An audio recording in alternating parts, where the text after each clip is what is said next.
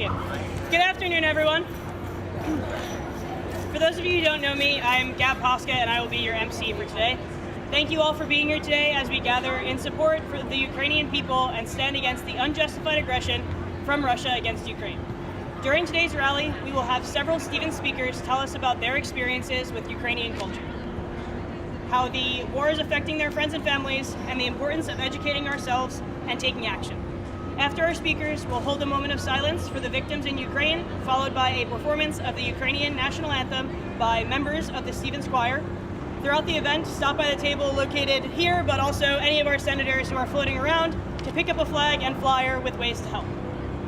I would first like to introduce our first student speaker, Leo Maximinko, a 3 out of 3 quantitative finance major. Leo was born in Moldova, however, moved to Crimea, Ukraine, where he lived for several years before immigrating to the United States. He'll be speaking to us about some of the realities Ukrainians are facing right now. Please join me in welcoming Leo to the podium.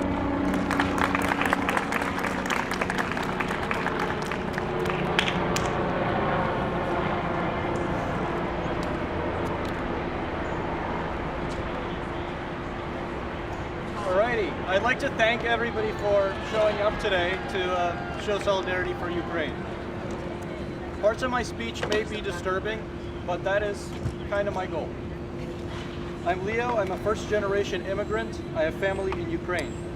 America has taken me in and offered me amazing opportunities which I would not have otherwise had. I wholeheartely consider myself an American, yet at the same time, a Ukrainian. I cannot deny my connection to my... Oh. Does this work? Okay. 1 second. I wholeheartedly consider myself an American, yet also Ukrainian.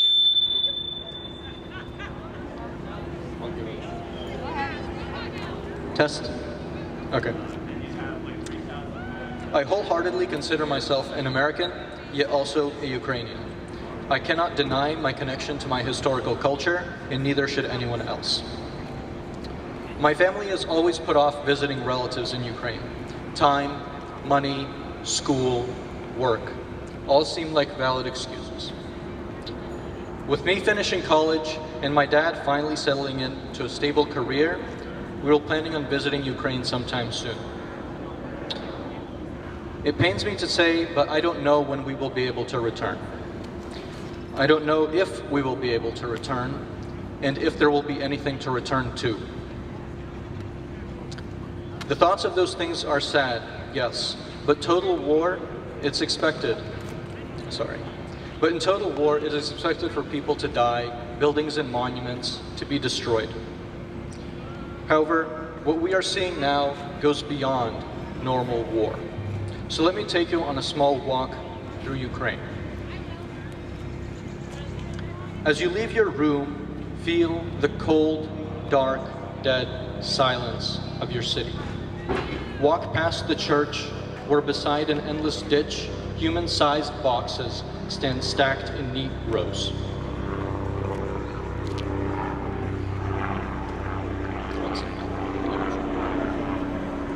See the dog on the sidewalk, waiting for its owner to wake up from his now eternal sleep.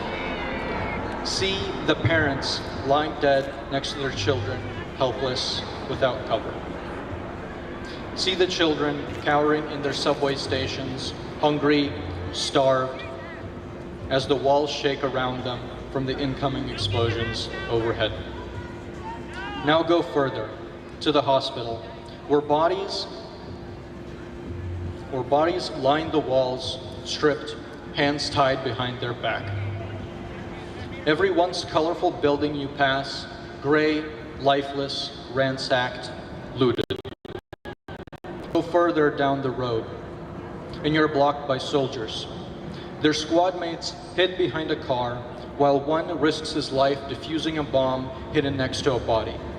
A surprise left for those families wishing to find the bodies of their loved ones.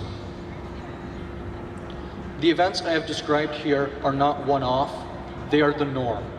Every day, we see more and more photos showing evidence of these atrocities. I am not usually one to speak, but here I am in front of all of you today.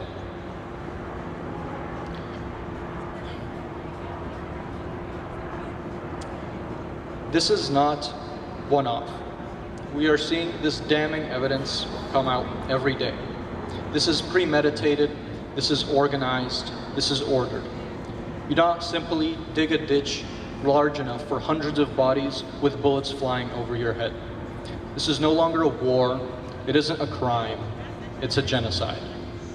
Russia has failed to deny Ukrainians their land, then it failed to deny them their nationality. So now they seek to deny Ukrainians the most basic right of life. Putin's regime has showed itself to simply be a grim continuation of its dark Soviet past. Now they have made a grave miscalculation. Just as with Germany preceding the Second World War, every time we have forgiven Russia, it has become bolder, leaving more bodies in its wake. This may be the best chance we have to liberate the Russian people and rid the world of this murderous regime which oppresses, silences, robs, and blinds its people, forcing them to take up arms against their families, their friends, their co-workers, in the name of, well, in the name of what? Ukraine needs our help, because if they lose it, it will come to show that over the past 100 years, we have learned nothing. I urge every single one of you to speak, to post, to reach out to your leaders, to show you care. You cannot imagine the impact you alone can have. When one person stands, so will 2, so will 5, then it will be 10, then it will be 100. There will be change, and our leaders will show, and our leaders will see and support us in our fight. Thank you all for coming here again. Glory to Ukraine.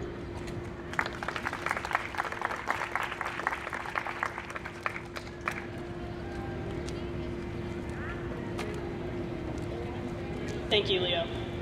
Our next speaker is Alexander Stanzak, a first-year mechanical engineering student. He is a first-generation Ukrainian-American, and he'll be sharing more on why we can't look the other way from this war and ways to help Ukrainians. Please join me in welcoming Alex to the podium.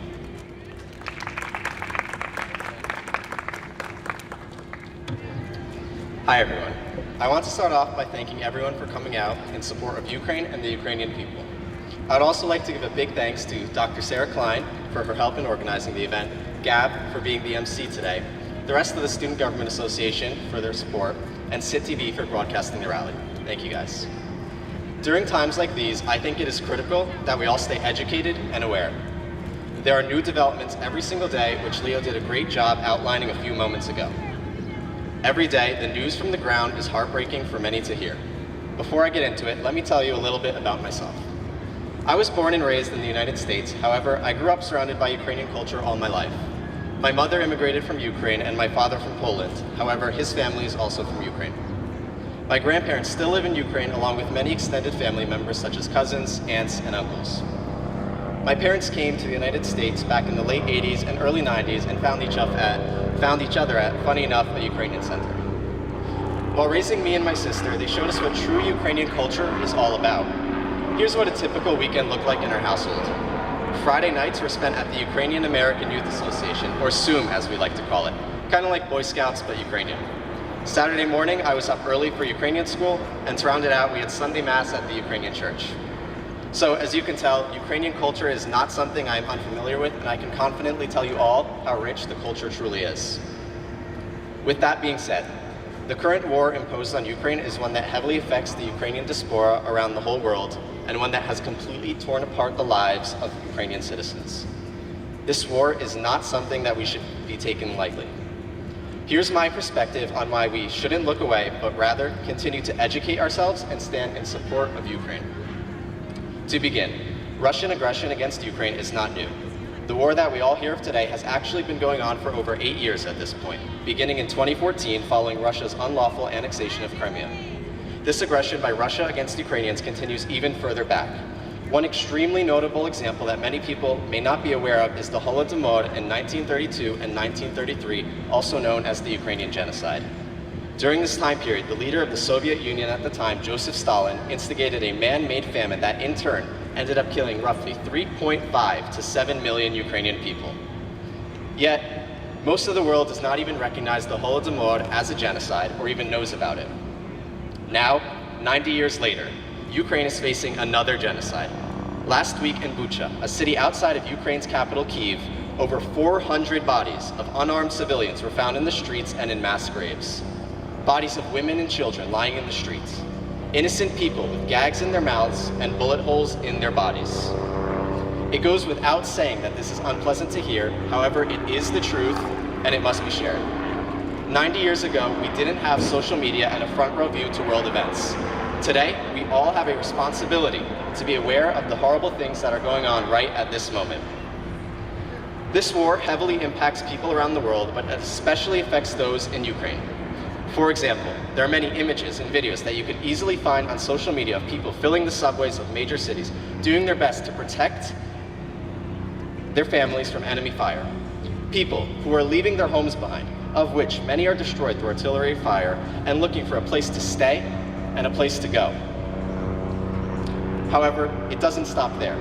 Just this last Friday, a missile was launched at a train station in Kramatorsk, killing at least 52 people. Innocent people that were trying to get to safety. On top of that, the missile had the words, "For the children," engraved in Russian. Just try to imagine what it must be like for the people in Ukraine who want to go back to their daily lives, to wake up, go to work, and have dinner with their families. But now, literally, fear for their lives and those of their friends and their families. So, what can you do to help? First, continue to spread awareness and verified information. By showing up today, you are not remaining silent and you are giving a voice and visibility to those in Ukraine who need our help. Second, write to your representatives. I can't stress this enough, write often. One voice contacting our officials may not make a difference. Many voices are much harder to ignore. Please grab a flyer from one of our senators around and scan the QR code for great resources on how to easily and quickly contact your representatives. Finally, donate. To date, over 4 million Ukrainians have fled their country. 4 million. Delivering humanitarian aid will continue to be in high demand. We have included information for a verified organization, Razom for Ukraine, who ensures monetary donations get to the right people. We have also included a QR code to a local drive, Friends of Chervona Horad, that I recommend you check out. Thank you all for being here today and supporting Ukraine. Slava Ukraini, glory to Ukraine.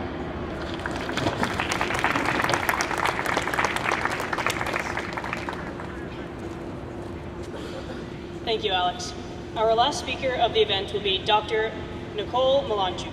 Dr. Malonchuk is an alumna of Stevens and currently works in the School of Business. Nicole and her husband, Roman, started a grassroots effort with their family to raise money and send supplies abroad to Ukraine. They have raised over $100,000 in 6 short weeks and are making a direct impact in the village of Chervonograd, Ukraine, and other surrounding cities. Their efforts are labeled as Friends of Chervonograd. Please join me in welcoming Nicole as she tells us more about her family's efforts and how you can get involved.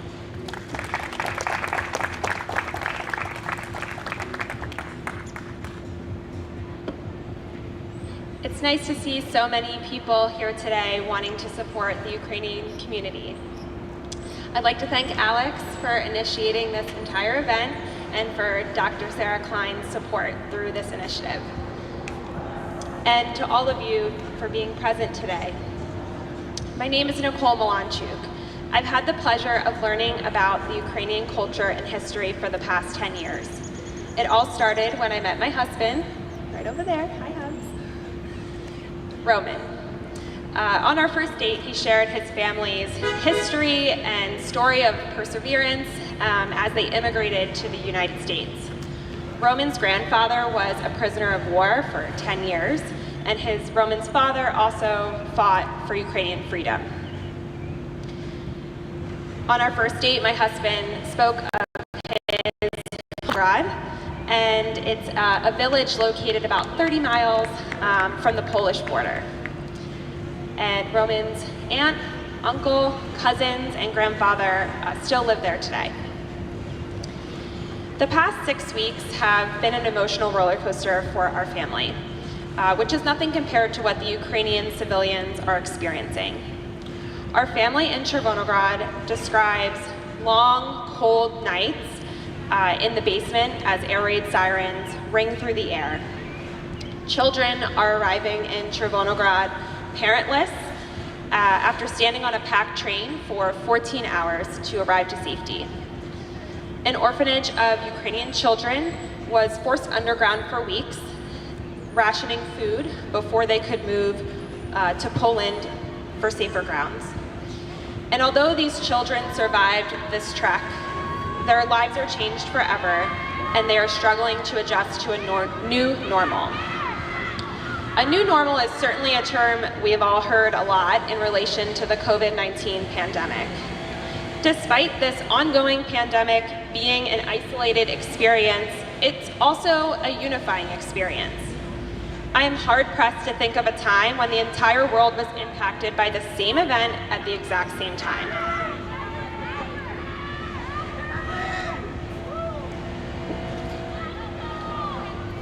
The past 2 years have certainly been challenging, but on my most challenging day, I was always reminded that there is someone out there that is struggling more than me, and so I must do what I can to help those people.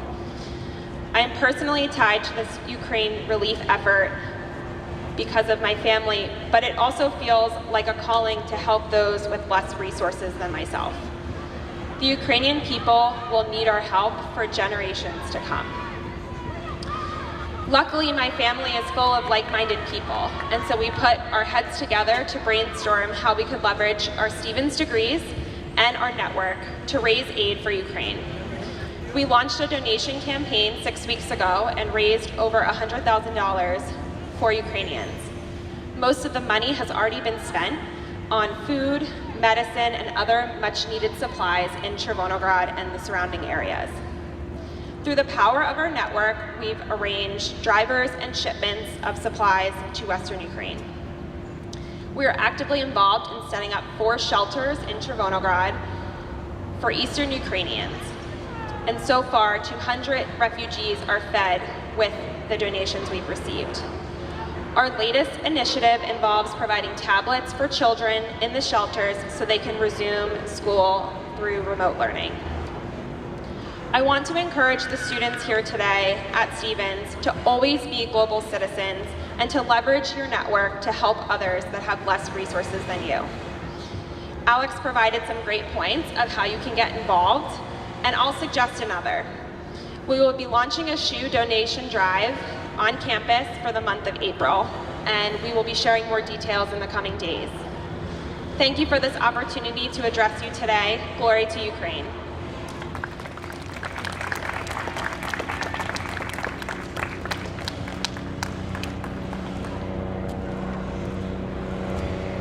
Thank you, Dr. Malonchuk. We will now hold a moment of silence in respect of all of the innocent lives lost as a result of this senseless and unprovoked war.